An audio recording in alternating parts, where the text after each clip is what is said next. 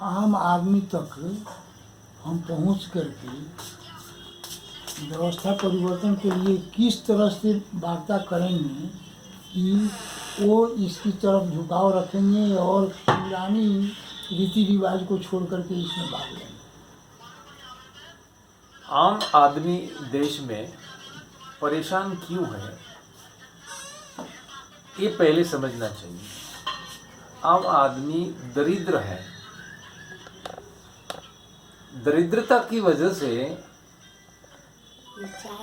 वो परेशान है, और दरिद्रता इसलिए है कि वर्तमान में देश में जो बाजार व्यवस्था लगी हुई है, उस बाजार व्यवस्था से ही आम आदमी दरिद्र बना है। इसलिए यदि बाजार व्यवस्था में परिवर्तन किया जाए तो आज बाजार जो जिनके हाथ में है, ऐसे देश के कुछ गिने चुने लोग, पेटेंट हैं, फिर मोनोपोली हैं, फिर कॉपीराइट हैं, ऐसे आयामों को जोड़कर कुछ लोगों ने पूरा बाजार अपने हाथ में कर लिया है। इसकी वजह से अमीरी और गरीबी की बीच की खाई बढ़ रही है। यदि उसको ठीक करना है तो बाजारवाद में बदल चाहिए। बाजारवाद कैसे बदला जाता है? बदला जाता है तो बाजारवाद बदलने के लिए वर्तमान में जो अधिकार कुछ गिने चुने लोगों को मिला है, ये चार गुट में जो पूरा भारतवर्ष विभाजित है, जैसे उद्योग है, व्यापार है, कृषि है और प्रोफेशनल्स हैं, कुल मिलाकर ये चार गुटों के प्रतिनिधियों की गांव पर, तहसील पर, जिला पर, प्रांत पर और देश में समितियां बनाई जाए। अपने अपने व्यवसाय जो उद्योग वाले का है, व्यापारियों का है, कृषिकारों का है और प्रोफेशनल का है, वो देखे, इनकी संभाल करे।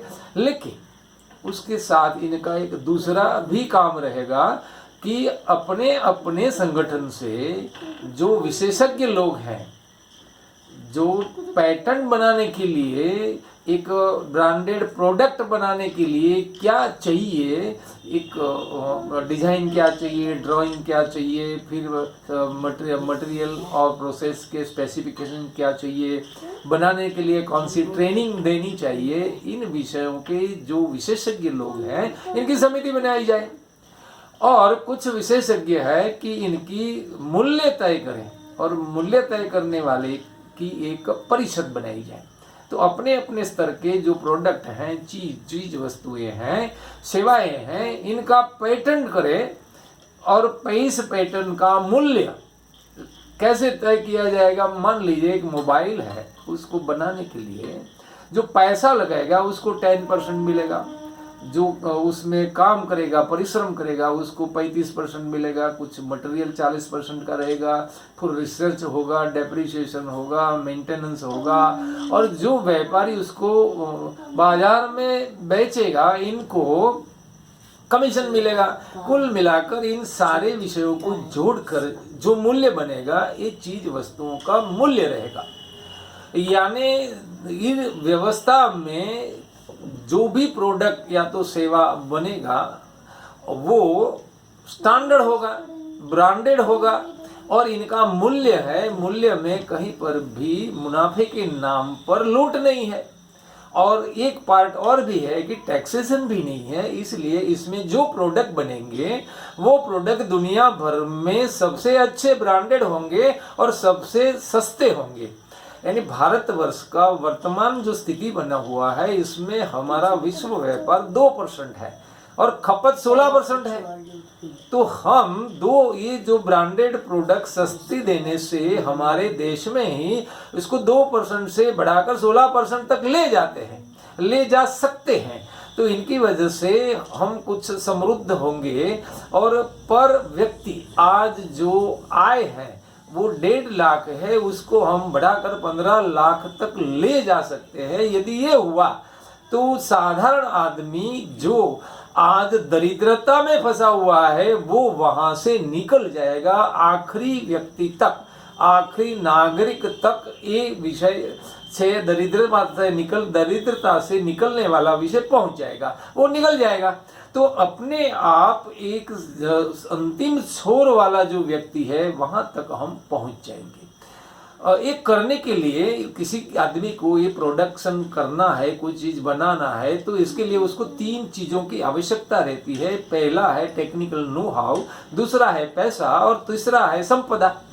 तो टेक्निकल नो हाउ तो ये समितियां फ्री में देगी, पैसा बाजार से मिल जाएगा। यदि बाजार से नहीं मिलता है तो जो व्यापारियों की जो समिति बनी हुई है इनके आधार पर पैसे मिल जाएंगे, वही रेट पर मिल जाएंगे, तो रेट समान हो गया।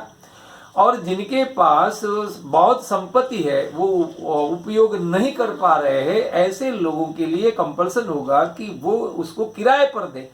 और ये किराया है, जिनके पास संपत्ति नहीं है इनका किराया सरकार भुगतेगी और इनको ये संपदा देगी। यानी देश में कोई करोड़पति का बेटा हो, अरबोपति का बेटा हो, या तो रोड पे चलने वाला कोई साधारण आदमी है, सबको समान रूप से सारे संसाधन मिलेंगे तो कोई भी आदमी अपनी व्यक्तिगत जो शक्ति रहती है, अपनी सूझबूझ रहती है, अपना कौशल्य रहता है, बुद्धि रहती है, इनके आधार पर वो समाज में अपना स्थान बना पाएगा। तो अंतिम स्तर पर जो व्यक्ति खड़ा है उस पर पहुंचने के लिए ये 2 आयाम है, उसको एस्टेब्लिश करना पड़ेगा, बाजारवाद में सुधार करना पड़ेगा। धन्यवाद।